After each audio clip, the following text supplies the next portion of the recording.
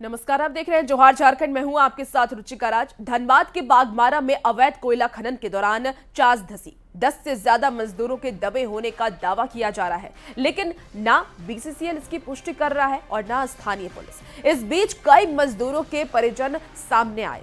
वो ये कह रहे हैं कि उनके परिवार वाले मंगलवार से लापता है। हमारे संवाददाता भी घटनास्थल पर गए।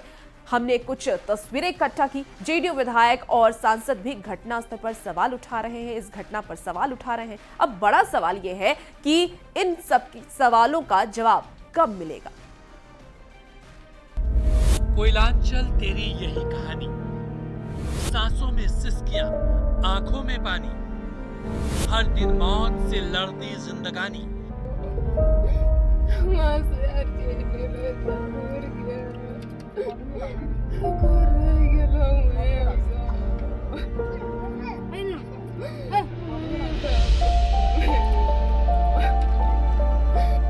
गिरिडीह के ताराटांट में रहने वाली गुड़िया देवी और अवीना खातून के आंखों के आंसू सूख नहीं रहे हैं। रो रो कर बुरा हाल है। इनके पति मंगलवार को गांव से कमाने के लिए बागमारा गए थे, लेकिन अब तक घर नहीं लौटे। परिवार वालों को अनहोनी की आशंका सता रही है। खरा गेलो त खदान में सुनैला पानी भरा गेलो कहीं कोकरू न पेलो गेलो घर के आदमी हमार वहाँ कर को कोकरू न ढुकेल दियो वहाँ से हर चीज ले लो सब घूर के 2 बजे भला का बजे भला कल 3 बजे पता वाला 4 बजे क्या पता लगा? कोला खबर टूट गलो बोली से कहाँ पता है कहाँ नहीं है बोली से। गुड़िया और आविदा की तरह कई और परिवार हैं जिनके अपने अब तक घर नहीं पहुंचे हैं। बागमारा में खदान धंसने और लोगों की मौत की कोई पुष्टि नहीं कर रहा है। बीसीसीएल के अधिकारी तो लोगों को पूछ रहे हैं कि बताइए घटना कहां हुई है। कार्य किए जा रहे हैं, अभी तक कोई ऐसा स्पॉट नहीं मिला है। तो मेरा ग्रामीणों से और आप लोग से भी, क्योंकि पत्रकार बंधु भी हमारे बहुत मदद करते हैं, अगर आप लोग को सूचना है स्पेसिफिक साइट का तो बताने से हम लोग रेस्क्यू करने के लिए रेस्क्यू लाए हुए हैं। बागमारा का ब्लॉक 2 यही वो जगह है जिसके बारे में सबको जानकारी है, लेकिन बीसीसीएल को नहीं। यहाँ चप्पल, टोकरी, बर्तन और पानी की बोतल मिले हैं। कहा जा रहा है कि घटना के बाद खनन माफिया ने जगह पर भराई भी कर दी।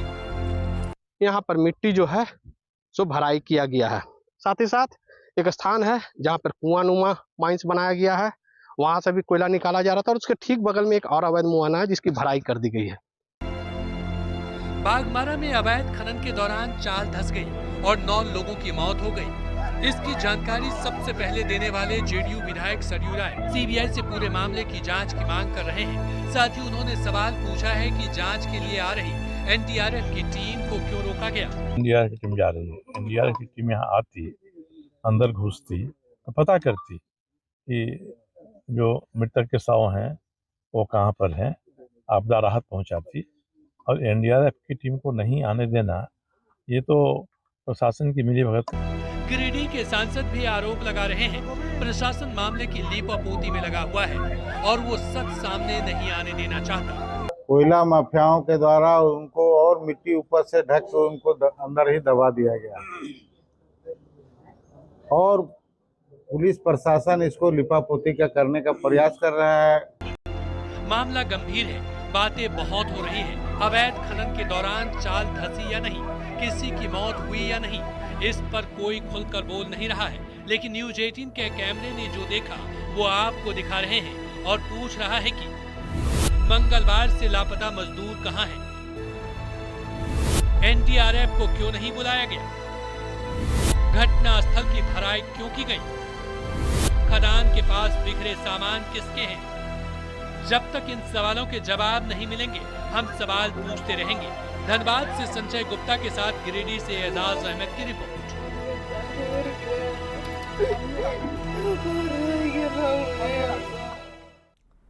चलिए अब बात राहुल सिंह और राहुल दुबे गैंग के आतंक की करते हैं। हाल के दिनों में कोयला कारोबार से जुड़े लोगों को कॉल के साथ व्हाट्सएप मैसेज के जरिए धमकी दी जा रही है, जिसके कारण कारोबारी परेशान है और पुलिस से इसकी शिकायत भी कर रहे हैं। लेकिन अब तक बड़े अपराधी कानून के शिकंजे से दूर हैं। हाल के दिनों में राहुल सिंह और राहुल दुबे गैंग एक्टिव हुआ है। कोयला कारोबारियों को मिल रही धमकी से झारखंड एटीएस भी वाकिफ है और उसका ये कहना है कि जल्द ही आरोपियों को गिरफ्तार कर लिया जाएगा।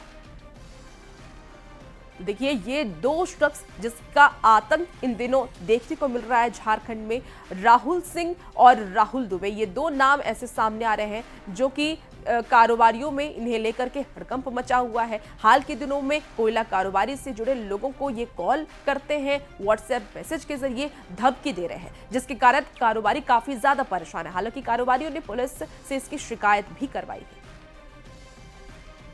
लोगों का नाम आ रहा है हाल के दिनों में बड़ी घटनाओं में, वो पहले से अपराधी रहे हैं लेकिन अभी अपने आप को एक बड़े अपराधियों की तरफ प्रोजेक्ट कर रहे हैं। तो बिल्कुल उसमें चाहे वो इंडिया में हो, इंडिया के बाहर हो, लगातार सबके विरुद्ध कार्रवाई चल रही है। चाहे उनके परिचितों के विरुद्ध कार्रवाई, चाहे प्रोसीड्स ऑफ क्राइम में कार्रवाई, चाहे उनके संगठन के मेंबर्स के विरुद्ध कार्रवाई, वो लगातार चल रही है। तो किसी को ऐसी कोई गलतफहमी नहीं होनी चाहिए कि हम लोग उसमें हर तरीके से कार्रवाई नहीं करेंगे।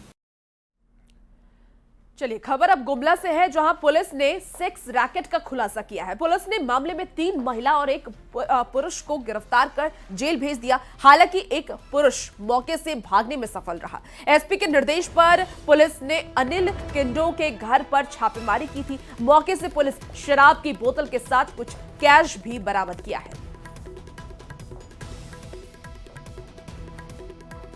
तो गुमला से आपको ये खबर बता रहे हैं, जहां सेक्स रैकेट के खुलासा हुआ है। पुलिस ने ये बड़ा खुलासा किया है। पुलिस ने इस पूरे सेक्स रैकेट को चलाने वाले 3 महिला और एक पुरुष को गिरफ्तार किया है। हालांकि आपको बता दें कि पुरुष मौके से भागने में सफल रहा। एसपी के निर्देश पर पुलिस ने अनिल किंडो के घर पर यह छापेमारी की थी।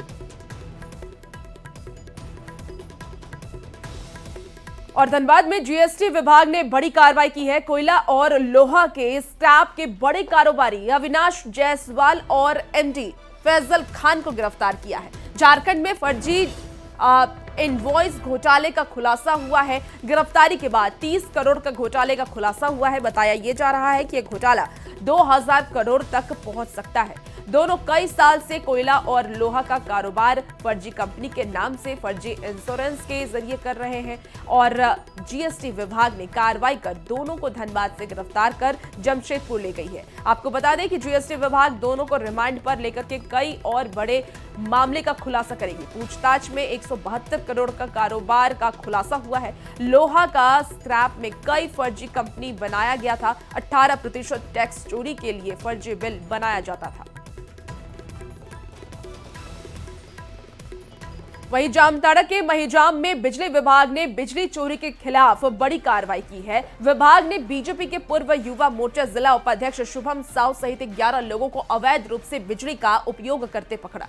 आपको बता दें कि कुछ बेदिया इलाके में छापेमारी के दौरान स्थानीय लोगों ने बिजली विभाग की कार्रवाई का विरोध किया और सहायक विद्युत अभियंता को बंधक बना लिया। सूचना मिलने के बाद पहुंची पुलिस ने बंधक बने लोगों को छुड़ाया। नहीं है, वही मामला है और कुछ नहीं है। क्या कार्रवाई? कार्रवाई अभी हम लोग को तार काट दिए हैं, तो जो फाइन बनेगा वो फाइन करेंगे। हेलो दिया गया तो नहीं, इन लोग को कह रहे हैं कि नहीं बंधक बनाए हैं। तो पुलिस गाड़ी लेकर आया? नहीं, रोका था इन लोग को। इसी बीच सरायकेला से बड़ी खबर सामने आ रही है। कपड़े की दुकान में आग लगी है। देखते ही देखते आग ने विकराल रूप ले लिया। आपको बड़ी खबर बता रहे हैं। आग लगने के बाद अफरा तफरी मच गई। बिल्डिंग की ऊपरी मंजिल में फंसे लोग, स्थानीय लोगों की मदद से सुरक्षित उनका रेस्क्यू किया गया।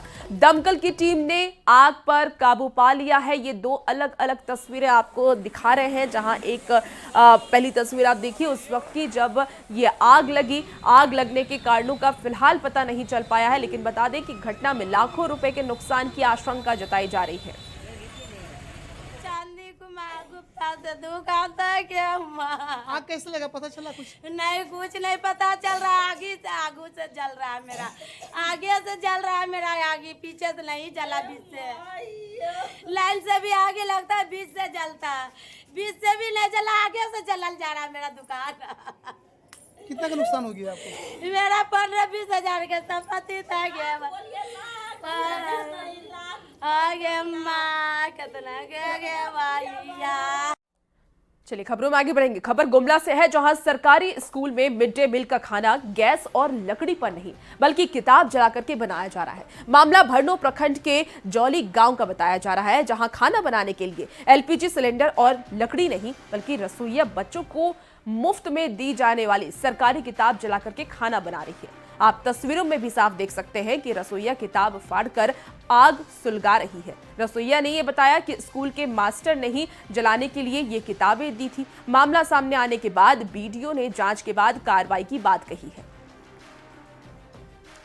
तो ये तस्वीरें आपको दिखा रहे हैं। इस तस्वीरों के माध्यम से आप देख पा रहे होंगे मिड डे मील में जो खाना बनाया जाता है स्कूल में बच्चों के लिए, उसमें किताब जलाई जा रही है। किताब फाड़ करके किस तरीके से रसोइया आग सुलगा रही है वो आप इस वक्त तस्वीरों में देख पा रहे होंगे। हालांकि जब ये मामले का खुलासा हुआ, जब ये वीडियो सामने आया, उसके बाद वीडियो ने जांच के बाद कार्रवाई की बात भी कही है कि आखिर वो कौन से शिक्षक हैं जिसने ये आदेश दिया कि किताब को फाड़कर खाना बनाया जाए। है ना, गैस खत्म हुआ था तो लकड़ी से बना रहे हैं और किताब को फिर से सलगाने के लिए दिए थे मास्टर लोग। अच्छा, इसी में ठीक कर रहे हैं, लकड़ी खत्म हुआ था, आज तो खोज के बना रहे हैं। ये मामला संज्ञान में आया है और बेहद ही गंभीर मामला है। ये प्राप्त शिकायत के आधार पर हम लोग इसका जो है सत्यापन करने का काम करेंगे और ये मामले की सत्यता पाई जाती है तो इस पर ये गंभीर आरोप लगाते हुए इस पर हम लोग अग्रेतर कार्रवाई करेंगे। अब इस पूरी घटना के बाद कई सवाल उठ रहे हैं। सवाल ये कि खाना बनाने के लिए किताबें क्यों जलाई गई। सवाल ये कि समय पर किताबें छात्रों को क्यों नहीं दी गई। और सवाल ये कि स्कूल के लापरवाही शिक्षकों पर कब कार्रवाई होगी। तो ये बड़ा सवाल है जो न्यूज़ 18 के माध्यम से पूछा जा रहा है। खबर जामताड़ा से है, जहां जिले के बदहाल स्वास्थ्य की एक बार फिर से पोल खुल गई है। 108 एम्बुलेंस से एक सीरियस मरीज को सदर अस्पताल ले जाया जा रहा था। इसी दौरान एम्बुलेंस में ईंधन खत्म हो गया। मरीज काफी देर तक एम्बुलेंस के अंदर तड़पता रहा। करीब 1 घंटे के बाद दूसरी एम्बुलेंस आई, जिसके बाद मरीज को सदर अस्पताल ले जाया गया। मौके पर मौजूद लोगों ने इस पूरे मामले को अपने कैमरे में कैद कर लिया, जिसका वीडियो अब सोशल मीडिया पर तेजी से वायरल हो रहा है। बीजेपी ने स्वास्थ्य मंत्री इरफान अंसारी पर निशाना साधा है। स्वास्थ्य मंत्री के अपने विधानसभा में अपने क्षेत्र में एम्बुलेंस का तेल खत्म हो जाना एक बहुत शर्मनाक बात है।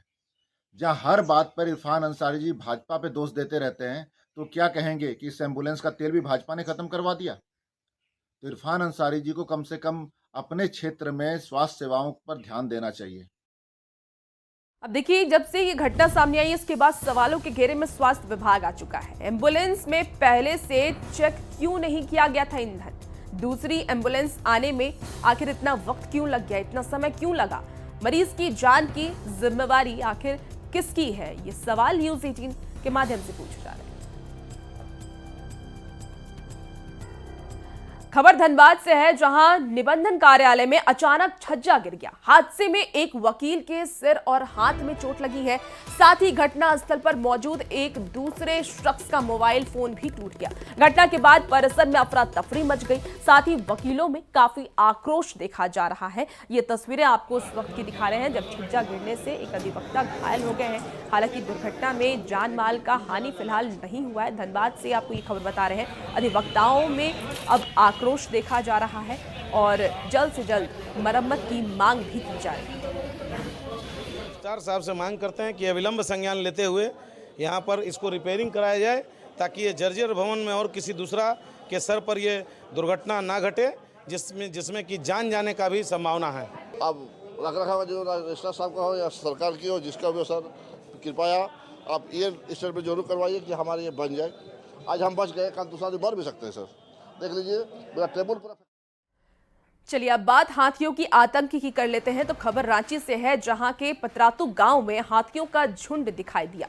हाथियों का झुंड देखने से ग्रामीणों में दहशत का माहौल देखा गया। गांव वालों के मुताबिक उन्होंने देर रात झुंड को गांव के बाहर जाते हुए देखा। आगे निकल रहे हैं, इनके साथ छोटे छोटे तो इन दिनों झारखंड में हाथियों का आतंक खास तौर पर देखा जा रहा है। कई लोगों की मौत भी हाथियों के झुंड ने कर दी है। और इसके बाद वन विभाग तो अलर्ट मोड पर है ही। वन विभाग की तरफ से लगातार गांव वालों से ये अपील की जा रही है कि जब भी हाथियों के झुंड को देखें तो उन्हें छेड़े नहीं, उनसे दूरी बनाकर रखें और तुरंत ही वन विभाग को इस बात की जानकारी दें। हालांकि देर रात हाथियों का झुंड दिखाई दिया, गांव के बाहर से गुजरते ये हाथियों का झुंड दिखाई दिया और ये बगान होते हुए आगे निकल रहे हैं।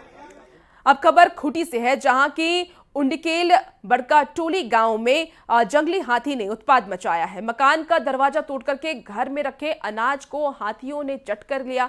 जंगल से भटककर एक जंगली हाथी गांव में आ गया। गांव वालों ने काफी मशक्कत के बाद हाथी को गांव से खदेड़ा। डरे सहमे ग्रामीण वन विभाग से सुरक्षा की गुहार लगा रहे हैं। रामगढ़ के गोला वन क्षेत्र में हाथियों का उत्पात देखी जा रही है। हाथियों ने बीती रात एक घर को तोड़ दिया और घर में रखे सारे अनाज को वो चट कर गए। घर के लोगों ने किसी तरीके से भाग करके अपनी जान बचाई। गांव वालों के मुताबिक हाथियों के झुंड ने खेत में लगे धान के बिचड़े को भी रौंद दिया है। और धान को क्षतिग्रस्त कर रहा है हाथी सब।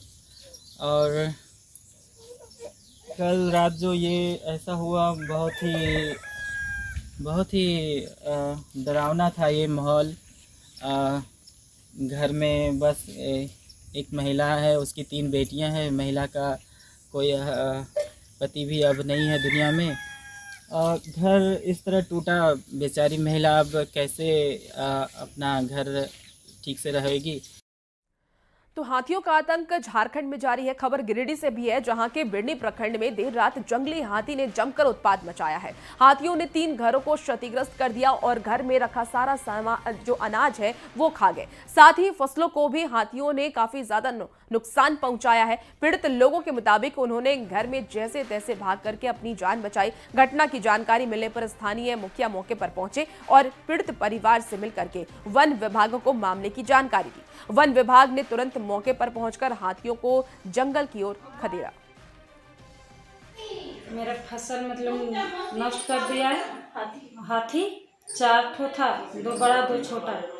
मकई वकई सब खा पी के आया इधर घरवा तरफ। वहाँ 3 खिड़की उखाड़ के फेंका है। अनाज था, आलू था, गाय को खिलाने वाला अनाज था, आटा था, चावल, ये सब बर्बाद कर। चलिए खबरों में आगे बढ़ते हैं। खबर जमशेदपुर से है, जहां के सिद्धगोड़ा में सरकारी जमीन को अतिक्रमण मुक्त करवाया गया। मजिस्ट्रेट की मौजूदगी में कई दुकानों को तोड़ा गया। जिला प्रशासन की कार्रवाई से स्थानीय लोगों में आक्रोश देखा जा रहा है। नाराज दुकानदारों ने दुकान के लिए दूसरी जगह की मांग की है। साथ ही कांग्रेस जिला अध्यक्ष आनंद बिहारी दुबे ने भी दुकानदारों की दूसरी जगह बसाने की बात कही। कुछ दिन बीत करके इनको मैं यहाँ पे जो 40-45 साल से दुकान लगा के रह रहे हैं, अपना जीविका अर्जन कर रहे हैं, उनको बार बार नोटिस और धमकाया जा रहा है पिछले 5-6 सालों से। इसके पहले यहाँ पे पूर्व के विधायक माननीय सरजू राजी थे, उन्होंने बात किया, किसी के सारी जगह बात करके इन लोगों को रुकवाया गया। और एक बैठक में ये हुआ कि कहीं ना कहीं इनको पहले जीवनोपार्जन का जगह दिया जाएगा, उसके बाद इनको हटाया जाएगा। करीब 35-40 साल से यहाँ पर मेरा दुकान है। इसी से हम लोगों का परिवार का जीविका उपार्जन होता है। इसके सिवा हम लोगों का और दूसरा स्रोत नहीं है कि घर चलाया जाए। ये दुकान जो तोड़ रहा है, तोड़ दिया गया है, इससे हम लोगों का भूखमरी का ये आ जाएगा। इससे हम लोग क्या करेंगे, हम लोग समझ में नहीं आए। एक अति गरीब बात, गरीब नहीं, अति गरीब बात। 40 साल से रह रहा है, भोला प्रसाद नाम है, अब भोला रजक। आप समझ सकते हैं कि 40 साल से जो रह रहा है उसको एक टीना चढ़ाने का पैसा नहीं।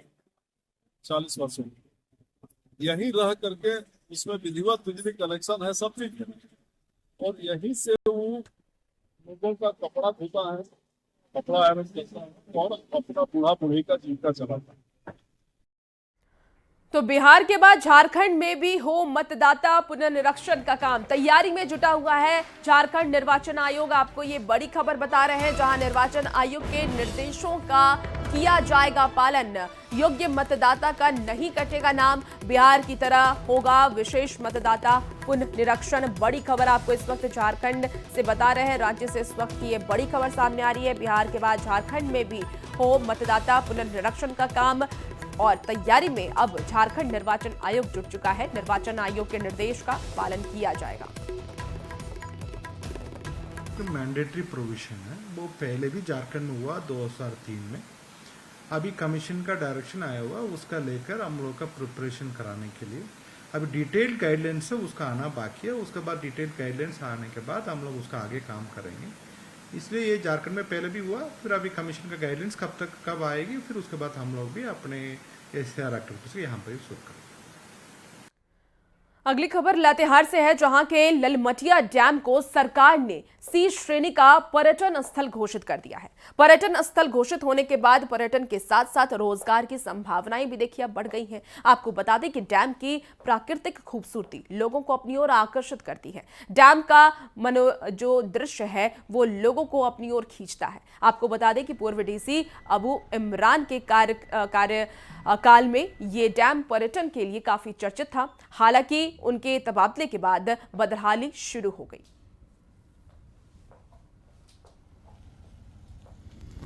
लातेहार जिला मुख्यालय में स्थित ललमटिया डैम, जिसको सरकार ने C टाइप का पर्यटन स्थल का रूप में घोषित कर दिया गया है। हम आपको दिखाना चाहेंगे तस्वीरों में कि कितनी खूबसूरत यह डैम है। इसकी प्राकृतिक जो खूबसूरती है अपने आप में ही लोगों को अपने ओर आकर्षित करती है। एक तरफ तापा पहाड़ी है, जो तापा पहाड़ी के तलहटी में बसा हुआ यह डैम है। हालांकि इस डैम का जो सौंदर्यीकरण है कुछ वर्ष पूर्व किया गया था, परंतु रख रखाव के अभाव में यह कहीं न कहीं विनष्ट होता नजर आ रहा था। परंतु सरकार ने जल्द ही इसे C टाइप पर्यटन स्थल के रूप में घोषित किया। अच्छा रहेगा। लातेहार में पर्यटन स्थल घूमने के लिए बहुत कम जगह, अगर इसको अच्छा से सौंदर्यीकरण कर दिया जाएगा तो घूमने का एक लातेहार का अच्छा जगह बन जाएगा। पर्यटन स्थल के रूप में घूमने का स्थान, समय बिताने का स्थान बहुत कम है। वैसे में अगर ललमटिया डैम को सौंदर्यीकरण किया जाता है, पर्यटन स्थल के रूप में विकसित किया जाता है, तो यह लोगों के लिए काफ़ी फायदेमंद और लाभदायक होगा। लातेहार से न्यूज़ 18 के लिए विकास तिवारी। फिलहाल इस बुलेटिन में इतना ही। खबरों का